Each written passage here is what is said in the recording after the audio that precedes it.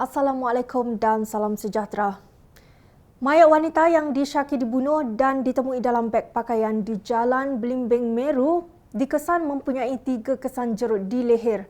Identiti mangsa berusia 30 hingga 40 tahun itu bagaimanapun masih belum dikenal pasti dan mangsa dipercayai dibunuh di tempat lain sebelum mayatnya dibuang ke dalam parit. Sementara itu, 3 botol molotov dan 7 peluru ditemui di kediaman seorang pegawai kerajaan dalam kejadian di Bandar Baru Bangi. Mangsa yang mahu keluar ke pejabat terkejut selepas menemui serpihan botol berkenaan di tempat letak kereta. Semuanya dalam kalender jenayah untuk edisi 19 Mac 2016. Tuan, Tuan cakap sikit Tuan pasal apa ni, dokumen. Okey, yang apa yang kita lihat di monitor laptop ni, kita dapati ada surat daripada jabatan kita yang telah dia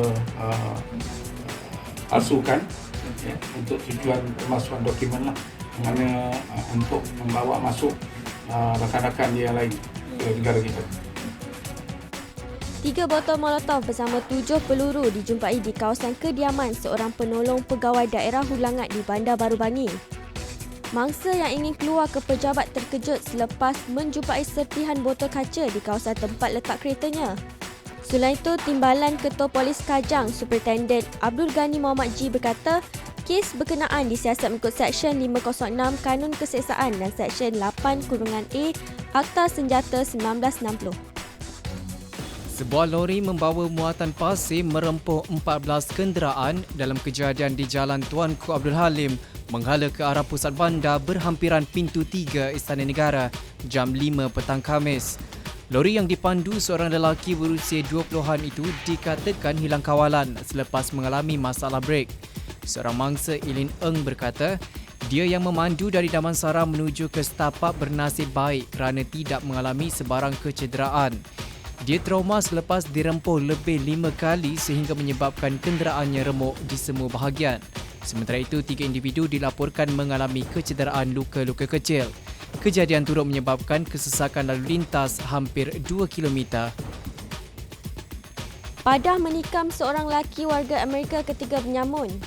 Seorang lelaki tempatan berjaya ditahan anggota polis Ibu Pejabat Polis Daerah IPD Dawangi dalam kejadian kejar-mengejar di Jalan Pinang, Kuala Lumpur. Suspek berusia 33 tahun itu menikam bahagian belakang badan mangsa sebelum meminta menyerahkan wang.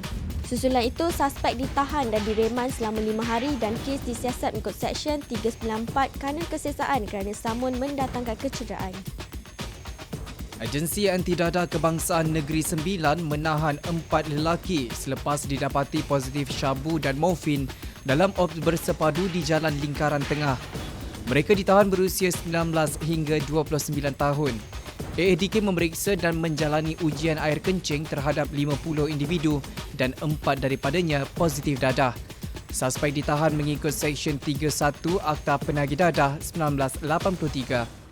Pasukan Polis Marin PPM menumpaskan cubaan menyeludup daun ketum dan arak bernilai lebih RM22,000 dalam 2 kejadian berasingan sejak Ahad lalu.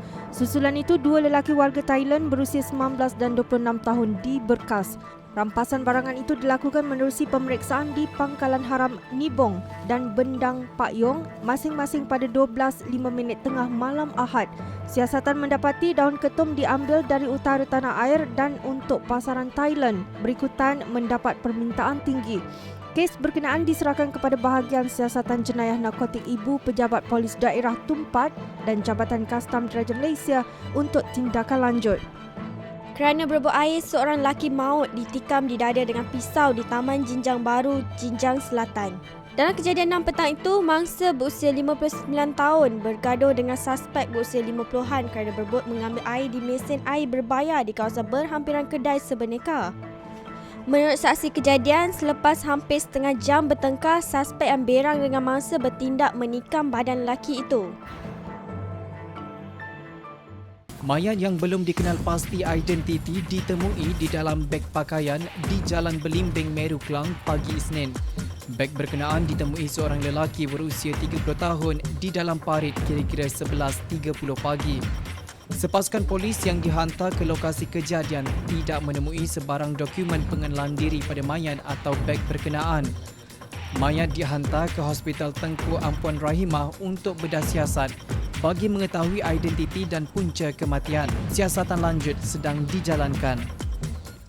Dua penjenayah bersenjatakan pistol yang melarikan diri dengan menaiki kenderaan jenis Proton Wira lebih 3 km berjaya ditahan di sebuah kedai kasut di Jalan Rahmat. Kedua-dua suspek lelaki berusia 37 dan 43 tahun itu melarikan diri selepas terserempak dengan anggota polis peronda ketika berada di kawasan berhampiran Pasaraya Samit. Suspek yang cuba melarikan diri kemudian berjaya ditahan ketika berada di dalam sebuah kedai kasut. Pemeriksaan di dalam kedai itu kemudiannya berjaya menemui sepucuk pistol dan 8 butir peluru dipercayai milik seorang daripada suspek. Sekian dulu untuk paparan kalender jenayah minggu ini. Layari laman web harian Metro di hmetro.com.my dan platform laman sosial termasuk HM News Channel dan HM Mobile bagi mendapatkan lebih banyak berita dan video menarik sepanjang minggu ini. Selamat berhujung minggu. Jumpa lagi minggu hadapan. Assalamualaikum dan salam sejahtera.